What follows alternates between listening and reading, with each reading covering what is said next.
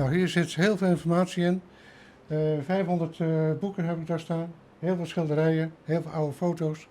Het is, ik kan hier zo makkelijk 1,5 uur over praten. Goed nieuws voor de liefhebbers van geschiedenis, want het infopunt over de historie van de Oude Terneuzen is weer geopend. Op een nieuwe locatie, zo'n 10 meter verderop. We zitten nu op tuinpad 20. Dat is ideaal omdat het bovenop de vesting zit. En dit huisje is echt het oudste huisje van dit gebied, van 1840 nog. Voor Douwe is het nieuwe plekje een enorme upgrade, want hij heeft meer ruimte en hij trekt veel meer mensen aan. En of hij trots is? Ja, hartstikke. Want ik merk het al aan toeristen ook die nou binnenkomen. Die komen makkelijk binnen. Vroeger moest ik ze ergens naar beneden trekken. Kom alsjeblieft naar beneden. En dan knikten ze liever door.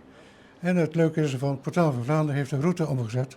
Dus vroeger kwamen ze vanuit de rechtse kant en nu komen ze de andere kant uit. Dus lopen ze recht op dit huisje. Het grootste voordeel is dan ook dat hij door de extra ruimte meer kan laten zien aan de bezoekers. En toch is dit nog lang niet alles. Ze zien eigenlijk meer. Er hangen meer foto's op en meer publicaties. Ik heb alleen hierboven nog 5000 stukken papier die je uit moet zoeken. Maar dat hoop ik te kunnen doen in de koude periode, maar het is nog even te warm.